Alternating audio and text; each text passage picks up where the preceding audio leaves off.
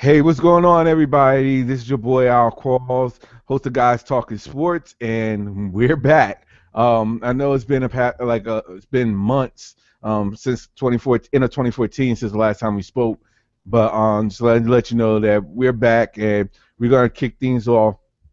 Sorry about January. A lot of things that came up where it just wasn't feasible for us to get it going, well, especially for me. But I'm here now. I got my boy Earl here with me. So we'll just start it right now. So welcome again to Guys Talking Sports, where we just talk about all sports, NFL, NBA, any type of sports, you name it. We'll bring up soccer if we even have to. So again, I want to introduce my guest with me, Earl Ross. Earl, say hi to everybody. Hey, what's up, big time? How's everybody doing? All right, I'm doing good, man. Just ready to get this year started. We'll just go right into it. I know it's been a long time in the running, so we'll just get right into it. Uh, I guess we could talk about the end of Super Bowl and the whole NFL as a whole. Any thoughts about it? And how did you think about with the Patriots winning against the Seahawks? I know everybody's talking about the last play. But let me get your take on the Super Bowl itself before we get into Roger Goodell and the NFL. Well, it was a great Super Bowl. I mean, much better than last year's Super Bowl when the Seahawks pretty much blew out the Broncos, and I think the game was over pretty much by halftime last year. But this game was definitely good. Seahawks were up by 10 going into the fourth quarter, and I'm not a Tom Brady fan to say the least, but I have to credit that man. He really lit them up that fourth quarter. Brought them back from 10 points behind and gave them the lead going in. And it was just unfortunate, for the Seahawks. I mean, got all the way down there, an amazing catch by the wide receiver, catching the ball on his back. Did another amazing run by Beast Mode, getting him all the way down to the 1 yard line. And it's unfortunate that they just couldn't punch it in after that. Yeah, I completely agree. I thought I definitely agree with it being better than last year. I really thought that this was a game to be watched. Like you said, I'm also not a Brady fan, but I have to give credit where credit is due. He stepped up when it was time needed, and it got the Patriots to win. Got the Patriots to win. Disappointing for the Seahawks, and I know disappointing for the fans, of course. To be honest, I do give where credit is due. I have to say this. The one person I'm happy for out of all this was Darrell Revis for finally winning a Super Bowl ring. For the position that he was in with the Jets and then going down to Tampa Bay, then coming back up to the Patriots. I mean, it was a good situation for him. Ideally, put him in the right place at the right time.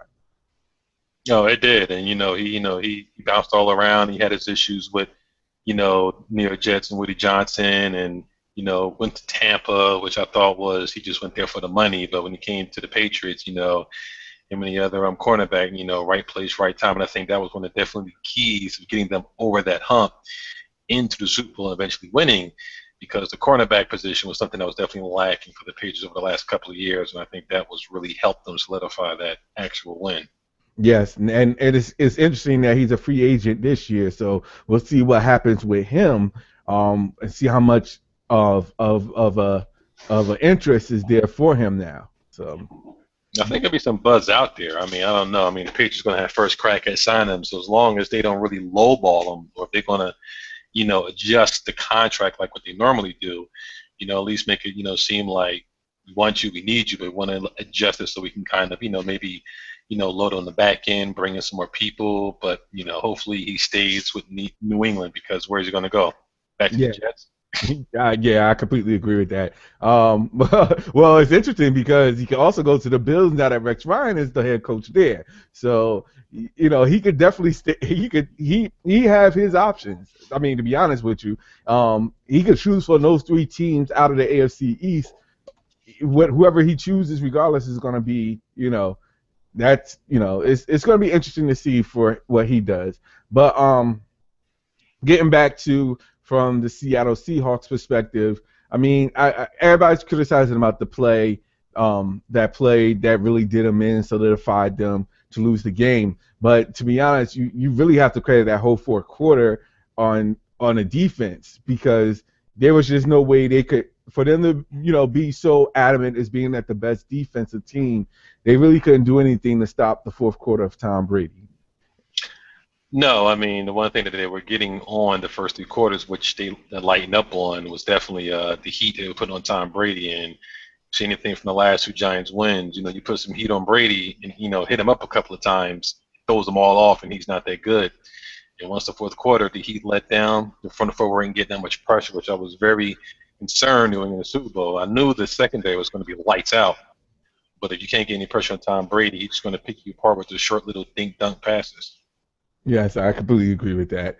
Now, overall, with the NFL, they definitely have a major damage control to clean up because this year has been a year of a disaster for the NFL and Roger Goodell as a whole.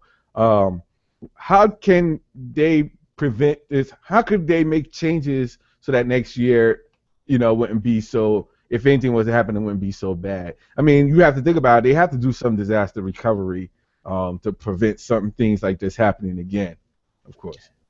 Yeah, I think, the brand got hurt because, Roger Goodell per se was, judge, jury, and executioner, and he just, I think, poor lacking on some of the judgment calls that he made, starting first off with the Ray Rice, and then trying with the Adrian Peterson, and then everything subsequent afterwards was just one thing after another thing, and then the Patriots win the Super Bowl after the whole deflate gate. So it's like I think there's going to definitely be some power wrestle from him with the next collective bargaining agreement from the player's perspective, and I think he's going to have to give up some bit of control because, I mean, for the Ray Rice perspective, he gave him the 2 game suspension, even though, depending on how you want to look at it, they saw the video, didn't see the video, who knows? But then you're going to sit back there and retroactively suspend him for the whole season, which was wrong, and he did win his appeal, but who's going to sign him? But regardless of that, this was one bad thing after another, and I think he's going to definitely going to lose some type of control, and something's going to have to change from the commissioner's perspective because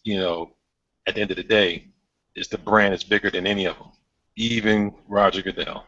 Yeah, I agree with that. But I also have to say that with players nowadays, I mean, I would not be surprised if Ray Rice does get signed with another team during the summer. And the reason why I'm saying it is because you have to look back at all the past instances where people got re-signed after something happened. For example, this past week I think Richie Incognito got signed to the Bills.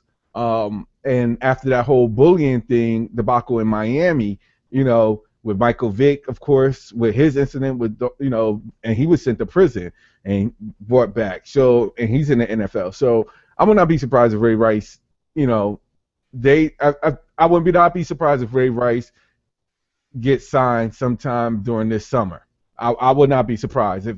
I mean, I have a feeling that he will get signed at period, but I wouldn't be surprised to be as soon early as this summer.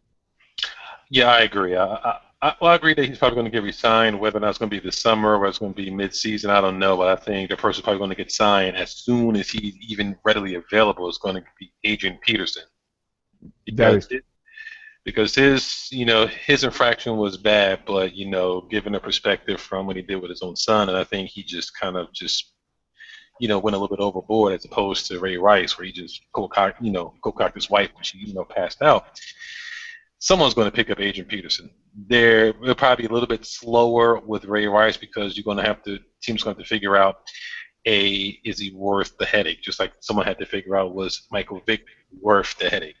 And then if they sign, they're going to get him at a bargain basement deal. Actually, they're going to get Adrian Peterson at a bargain basement deal. So there's going to be teams that's going to be want to take a crack at probably both of them. But I can see Adrian Peterson being picked up probably.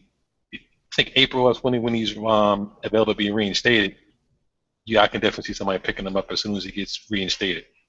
yeah, I completely agree with that as well.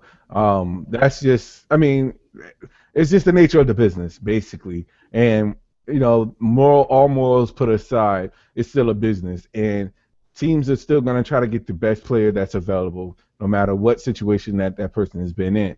So we'll definitely see how that turns out when free agency hits in the summer. Um, yeah, when free agency hits, when it starts. Um, overall, Roger Goodell, you know, is he just has a lot of things that he has to work on by the time next season rolls around. And I would not be surprised if he has it together, like you said, or at least to by the next collection, the bargaining agreement. So it'd be very interesting to see how the NFL shapes up. Yeah, I wouldn't be surprised if he has like somebody like a maybe independent counsel to kind of look at a lot of these different infractions that might come across, because a lot of these things was more personal conduct or something that the NFL is not readily used to dealing with on an open an open book. Usually these things are behind closed doors and the team can kind of sweep it under the rug, but this stuff was like out in the open, videotapes, everybody could see it. So the NFL just wasn't equipped to handle that type of heat. Yeah, and I agree with that. Just hopefully that's something that they can learn to control down the road. Now, jumping ships sports, real quick. Um, you heard about Tiger Woods withdrawing. Uh, what's your take of his legacy right now, as a whole? Because truth is that right now with him not even playing, like nobody's really paying attention to golf like they was when Tiger Woods was playing. Well, his legacy, I think, is he was still the best thing going in the top, the top player for a lot of years. And I mean, he still has more majors than anybody, on the tourney combined. So I think his legacy is still intact, but he's going to have to. I think he may, if he gets his body right and everything, he may be able to line for one major. But I mean, I think his body's just breaking down in front of us, and he's basically sent out that tweet earlier today. I mean, the email earlier today saying that he's, not going to play for a while because he's just not in a competitive, shape. And I've seen the last tournaments that he was in, and he just looked like a shell of himself. I don't know whether or not he's not focused or anything, but it's not sure whether to take him truthful for his word for what he said. Because if he's going to shut it down, get his body right, get his game right, and spend time with his family, then it seems like he's not really that focused on golf right now. Well, in other words, it could be just a cover just because he knows he just sucks and he's been sucking horribly. No, I completely agree. That focus, to be honest, that focus hasn't been there in a long time. Like his that desire, that fire, that passion, is not there. That intimidation factor is not there at all. Like, and I think that's what makes it so difficult to see how where he's at right now. Like, it's like with he's trying so hard to try to accomplish to even he's trying so hard right now to even stay in the first in the qualifying rounds. So when you get to that point, I don't know what else you can do, and it's a shame. But the main people that's losing here is the fans, because when you think about it, a lot of people don't watch golf anymore like they used to watch golf. Like the ratings used to be through the roof whenever he plays, and you, I mean, I'm hearing about it like it's just half of what it used to be as far as the fan base is concerned because of Tiger Woods. I mean, not because he was just a black man out there, kicking everyone's ass on the course, but I mean, he was just that gifted. I mean, he had the long game, he had the short game, the chip game. I mean, his short game was, I mean, when everything else failed, his short game was phenomenal. I mean, he can hit shots wherever, and he just hit the most craziest of shots and get it everywhere.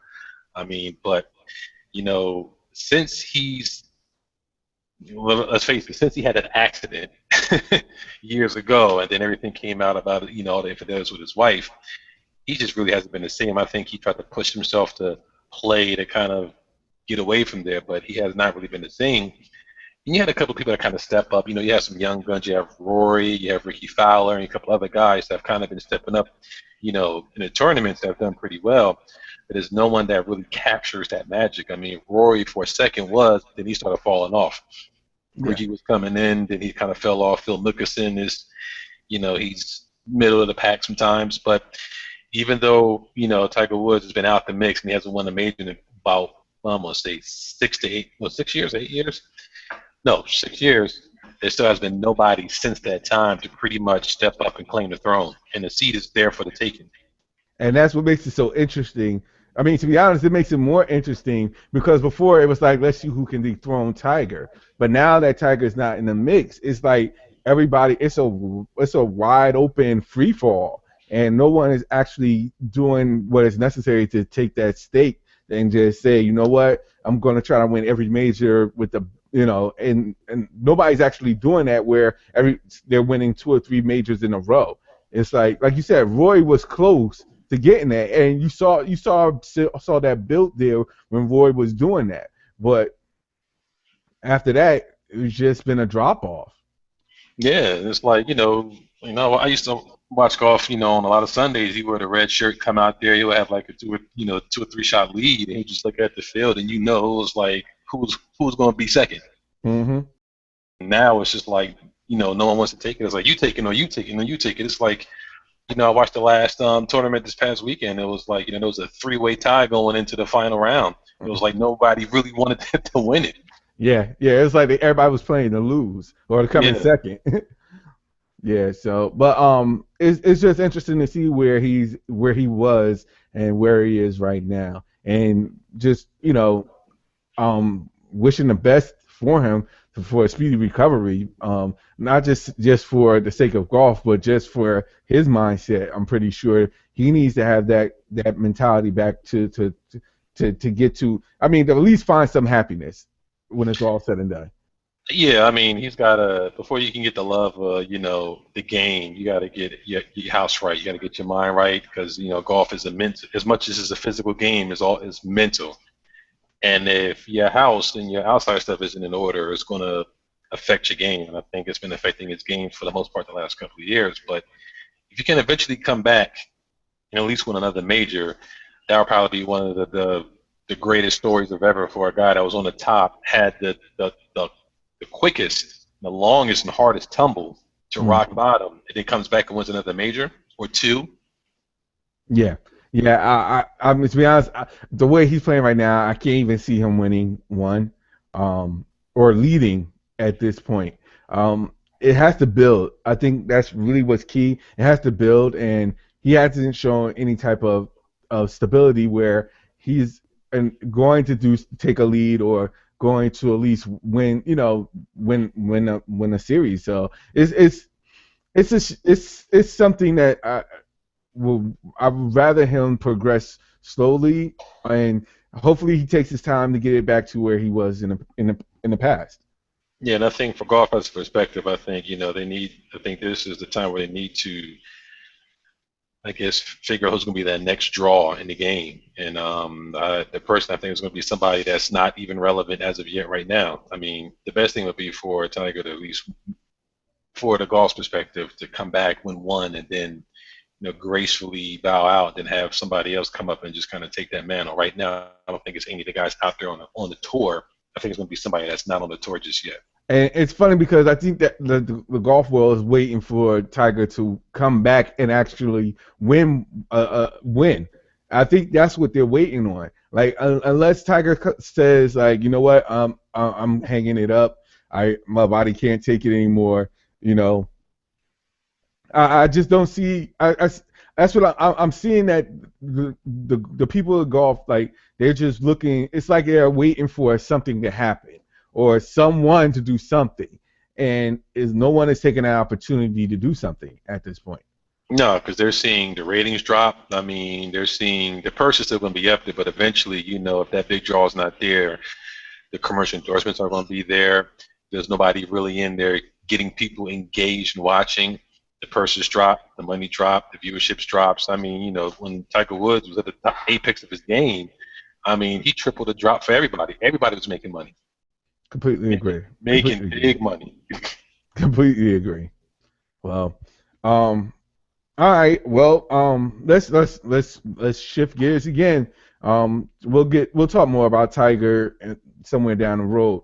But let's get into what's going on right now, which is, of course, the NBA All Star Game, which is out in New York City, of course. Um, what is your sense about the NBA? How the first half of the season? Like, are there any surprises? Any, you know? I guess the main surprise would have to be probably Atlanta's play. I mean, right now, I think that there's no one quote unquote star. I think you got five guys that are playing phenomenal. I question how they're going to be going into the postseason because I think Atlanta Hawks definitely need home court advantage at least up until the Eastern Conference Finals. But the Hawks have been, good. The Warriors have definitely, been on fire. OKC has definitely been a disappointment, but you had injuries with Durant coming into the season. Then you had Westbrook had injuries. The Clippers have been an abysmal disappointment. That's probably the most surprising and shocking out to me at all.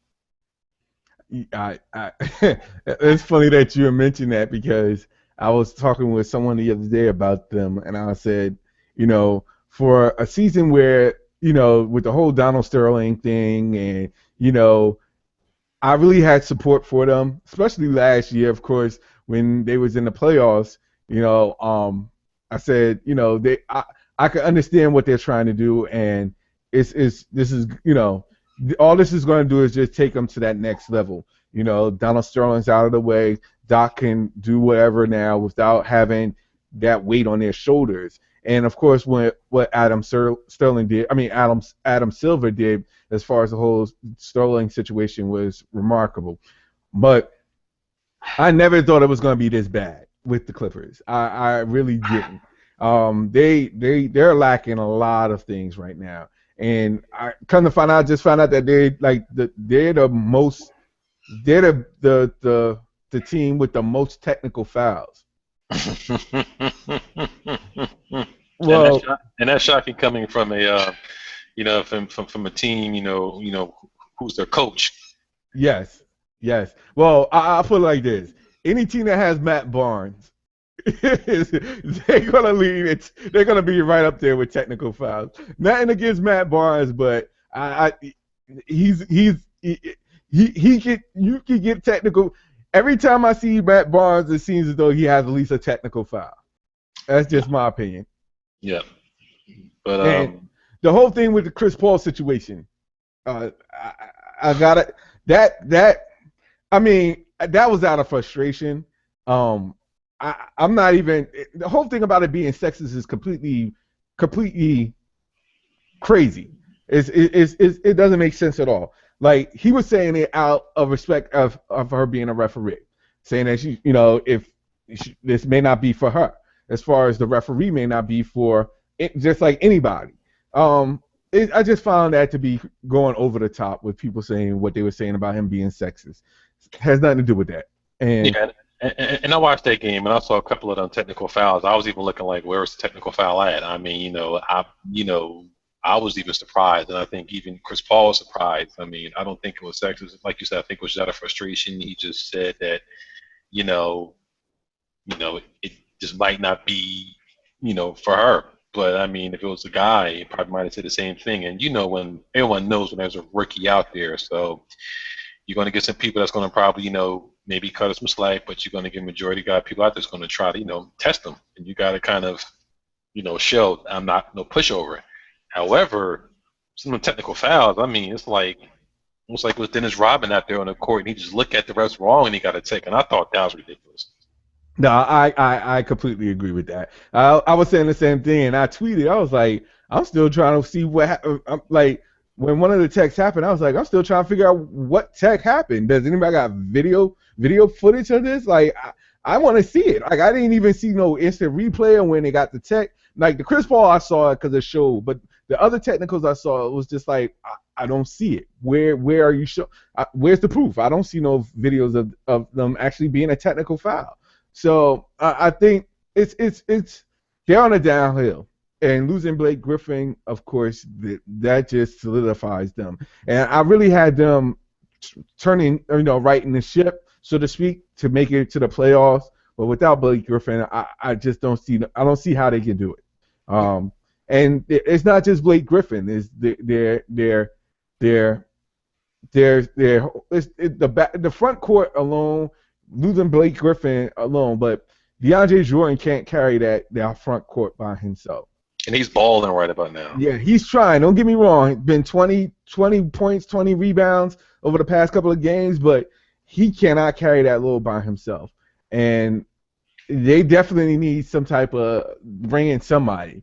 They need to bring in somebody and somebody for their guard play, not Chris Paul's or the point guard, but like small forward or a shooting guard. Other than Jamal Crawford, they need somebody else. And with JJ Redick out, I know he was injured. They need someone else to Yeah. bring up the scoring. And what's Jamal Crawford doing, man? This is not an and one tournament, man. I mean, what do you think? He skipped Malou out there? Give me a break, man. It's a mess, and I think they lack mental toughness, and I think that the brain trust over there, they're going to have to pull a move. It's going to have to be a trade because right now that team as it is not mentally tough. Every time they whine and complain about everything. Yes, that is true. That is true. They whine and complain about everything, and they definitely need to get their act together one way or another. Um, And I got a message out there from my boy Ray Allen. Jesus Shuttlesworth, stay away from the Clippers, man. If you think about coming back, stay away from the Clippers. yeah, the Clippers were definitely one of the teams that were there was interest there on both parties. So I really thought that he was going to really return back to the Heat. But if he goes to Cleveland, I, I, I, I don't even want to. There's no reason for him to go to Cleveland unless he. I mean, basically, you're just trying to say the best chance for you to win a championship is with LeBron. They already have the shooting guards and small forwards they need in Smith and Shumpert. Where your touch is going to come in? Yeah, they're gonna bring Mike Miller off the bench. What you gonna do then? Exactly. Like I, you want to play. I understand. Like basically, if you go to Cleveland, you already know that you're just gonna chill on the. I mean, you're gonna get your minutes, of course, but we already know that your purpose is to just try to win another championship, and you believe Cleveland is the best chance to give you the championship. To be honest, he I would see him more. It'd be interesting if he chose the Hawks. Add another shooter with Cal Korver. That is, and then you bring somebody in with some championship experience that's been in there, some mental toughness, because you know, I mean, that would be interesting. Yes, very much so. I mean, because going to back to Miami is not going to help them at this No, point. no, no. They, Um, they got a lot of they got a lot of holes right there. definitely. I mean, to be honest, other than a couple of teams, four or five teams tops in the East, everybody has holes. And it's just everybody else has holes. And I'm really waiting for this trade deadline because there has to be some type of major trade coming down the pipe. Otherwise, it's just going to be another.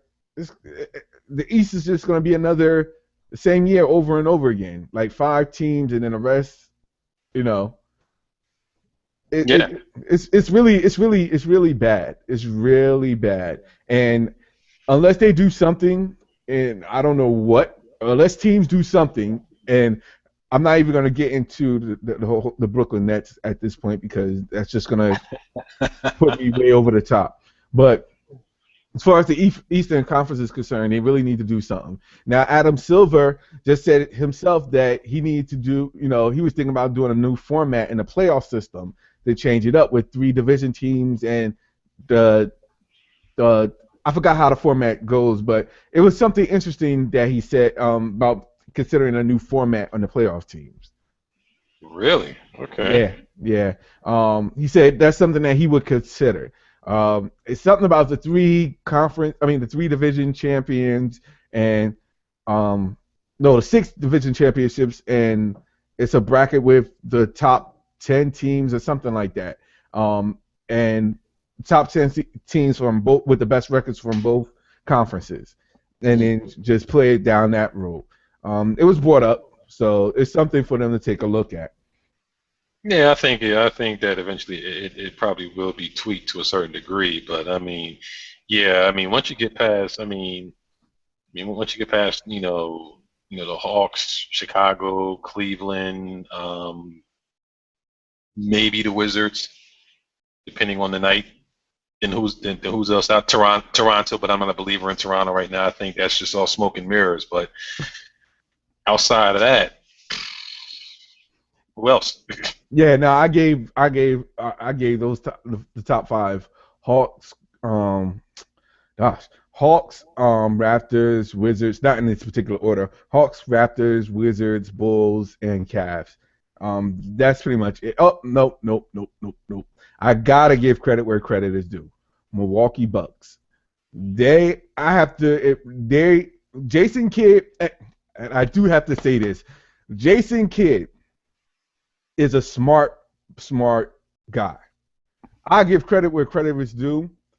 He knew the outcome of the situation was going to be in Brooklyn.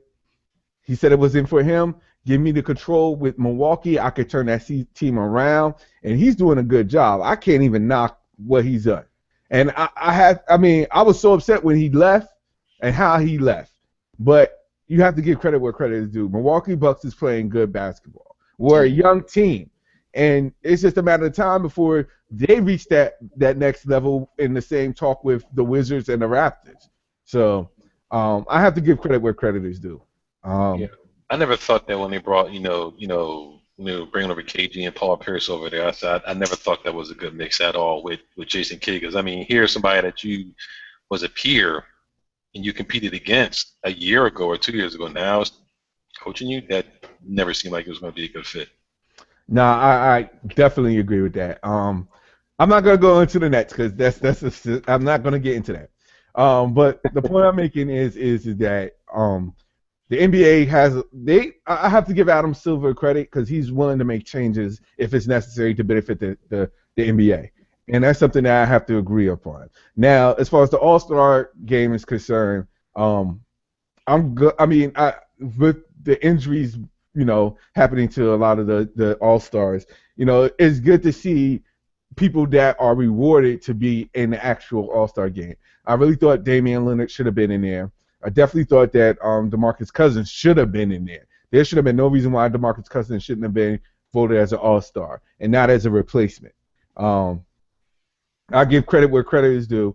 Kind of, I got hit up with tweets when they announced that Carl Corver was replacing Dwayne Wade, and I thought it was a good choice, but I got lit up with response saying that he only averages 12 points per game. How could you have him up there? And to some credit, some people said that Brandon Knight should have been an All Star, which I completely agree. But I got lit up with a lot of responses, and I just thought that it was just something that I I'm gonna be honest with you. Any star player that's on a team with a losing record, in my opinion, don't deserve to be on an All Star. Yeah, and I think even Adam Silver may have to at least look at that All Star game in the perspective as even the NFL has been doing some tweaks with the Pro Bowl. I mean, somebody behind you, even though the Pro Bowl is not even though the Pro Bowl was still is terrible, and I think they should go to like a flag football and call it a day. But I think that they're going to have to look at it because as long as you have your starting five picked by the fans, they're always going to pick who they want, even though that person is maybe not been having the best season or maybe he's even hurt. They're going to pick who they want. Yeah, no, I agree with. I agree with that. It's just that I just, me personally, like it's so crazy when All Star voting comes around and you see people that has a low, like someone that has a record of 9. No disrespect to Carmelo Anthony, I understand, but the Knicks is 10-23. They're like the worst team in the NBA, but yet he still gets voted in as part of the All Star. Like there's well-deserved players that are putting up better, I mean, not better numbers, but numbers where their team is actually winning. Like, I found that to be highly crazy. That's just my opinion about it.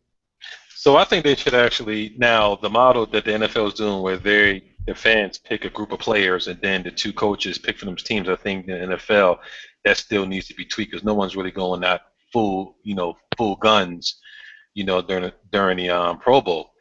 However, I think that approach might be a little bit better for the NBA because then you can get the pool and then you can have a coach for each team and then let that coach pick who they want. Now you have a group of people who should be all stars, and then they get to pick who should be in there. And I think you might get a little bit better results because if you know Kobe Bryant is in the mix, but Kobe Bryant is hurt, Melo is hurt, Hmm. Wade is hurt, they're not going to get picked. They might be in that pool of talent, but they're not going to pick them because you're going to pick who's going to actually be able to physically play. Yeah, Even a no, Melo, even a Melo gets put in that pool, but he might not because he's hurt. no, I agree with. I can understand that, but like I said, Adam Silver is doing what he can to at least make it interesting to come up with different ideas, and I gotta respect a person that's willing to see what can I do to make the product better for the fans. And I think eventually it's probably going to come down to that. And I think eventually you're going to see, not even be an East Coast, West Coast kind of thing. You're probably going to eventually see a mixing of everybody, and then you just pick, the best teams, which I think will go, because then it'll be more like it'll feel more like a pickup game than it feels like, East, versus West. Yeah, it's similar, like you said, similar to how the NFL does it. With choosing a certain players on certain teams. Yeah. And it's funny because they do that with the Rising Skills, the skills challenge with the Rising Stars challenge with the freshmen and the sophomore, the rookies and the sophomores. They did something similar to that, but now they changed it to where now they just pick a pool of those rookies and sophomores and make a team out of it for like whoever the announcer is. So it is very interesting to see how that's going to play its role down the line. So Yeah, it'd be very interesting. And also games this weekend, so I'm only interested about the skills challenge and the 3-point competition. no, yes, yes. That's to be honest, that's really what I'm interested in about. I don't even want to see the dunk contest at this point. As Yeah. much as it's not appealing to me. They could change the format. It's not going to like somebody said it basically put it in a perspective. You've seen just about every dunk a person can do. I mean, what else is there left? Like seriously, like you whatever a dunker can do certain dunks. Like you can't. It's not going to be nothing create. The creativity is not there anymore because it's everyone's done it. Yeah, so I mean, either I mean, in my opinion, I think you should just probably just scrap it. Yeah, yeah. As, or or or I don't think the NBA players like I've seen like the D League slam dunk competition or college slam dunk competitions. They're a lot more energetic than the NBA, and it's just unfortunate. I would take some of the D leaguers and bring them up and have them compete in the dunk contest. Oh Like man. that would be very interesting to see because like some of the dunks that last year the D League one of the D League dunk champion he blew the like his dunks blew the roof out of all the competitors in the NBA slam dunk competition Hmm. like completely. So it'd be interesting to see what changes they do down the road with the NBA. I'm just looking forward to see how the second half plays out. So Yeah, I think the second half of the season is, as usual, is going to start tightening up. Probably going to see, usual suspects start, putting a little bit of distance between them and everybody else. Because I always say the first half of the season, everybody just sort of jockeying for position. Then the second half after All-Star break is when people actually start playing seriously and start, you see the separation really between the teams that have really got a legitimate shot and the teams that are just going to be like seventh and eighth seed and just going to get knocked out really quick. yeah, especially in the East. Yeah, Especially in the East. definitely. All right. Well, I know we said we was going to be long, but you know how we get when we talk sports. So, again, I'd like to thank my man, my road dog, Earl Ross, for coming up and talking with me about sports today, man. I really appreciate it. Yeah, and I gotta thank you, man. I gotta thank a shout out to AJ who kind of slipped in and slipped out of the picture in the background. Yeah, yeah, my son is still up. I gotta put him to bed because I think he's waiting for me. So, I'd like to thank everybody for checking out Guys Talking Sports. Again, you can catch us on a regular time. May change it up, but to be honest, on a regular Wednesday nights, around 9 o'clock, same time. I'd like to thank all those that checked us out. You can catch me on Twitter. I am Al Quarles, of course. I talk nothing but sports sometimes. NBA majority, mostly Nets because I am a Brooklyn Nets fan. Earl, is there any place they could catch you out on? My Twitter at jross. That's my Twitter feed, and Facebook, and you can find me on Instagram. Smooth 201 out there. So you can find me out there. I'm there. All right. Well, again, I'd like to thank everybody for checking us out. Again, this is Guys Talking Sports. I have to put everything back up on iTunes, of course, and on the podcast. But you can catch us in again. We'll talk more sports next week. Again, this is Al Quarles, host of Guys Talking Sports. Be good.